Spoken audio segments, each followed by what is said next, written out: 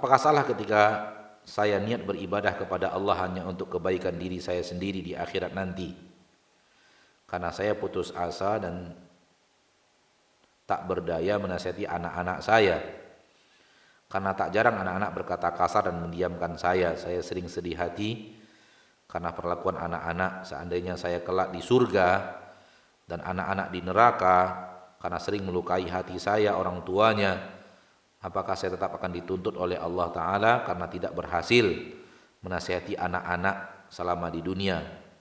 Apakah saya juga akan ditarik ke neraka juga, Ustadz?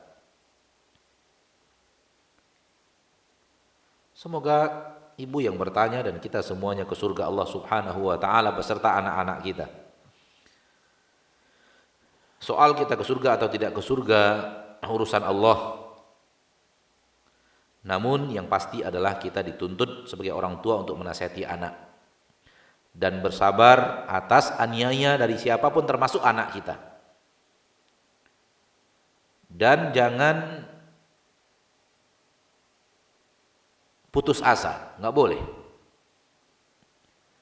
Walaupun pada akhirnya si anak tetap tidak mendapatkan hidayah sampai kita meninggal dunia, jangan putus asa.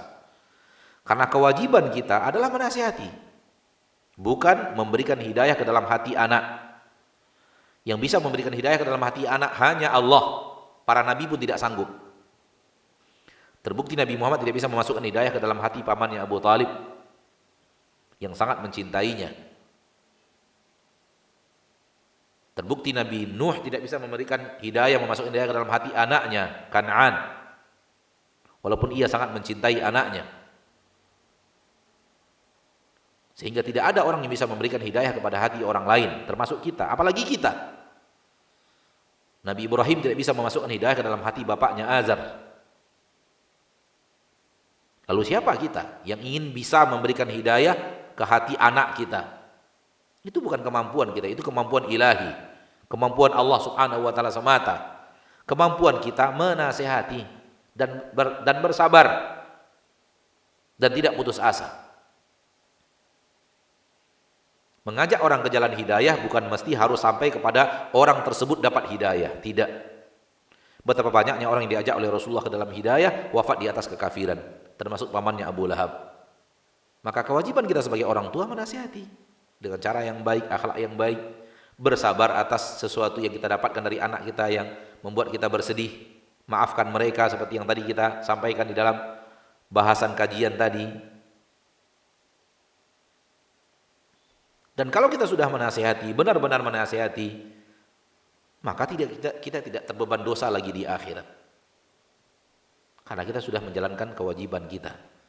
Namun kalau kita biarkan, kita cuek, maka kita tidak menjalankan kewajiban kita sebagai orang tua yang akan dituntut oleh Allah di akhirat. Kenapa tidak dijalankan kewajiban sebagai orang tua?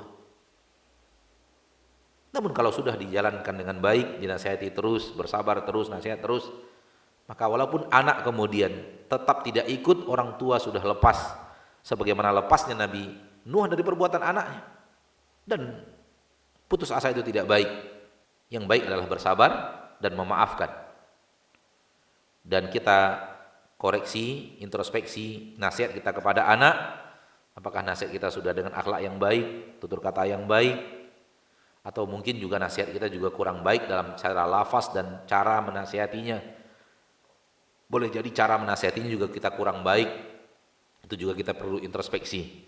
Tapi kalau cara menasihatinya sudah baik, maka kita sudah menjalankan apa yang menjadi kewajiban kita. Wallahu a'lam.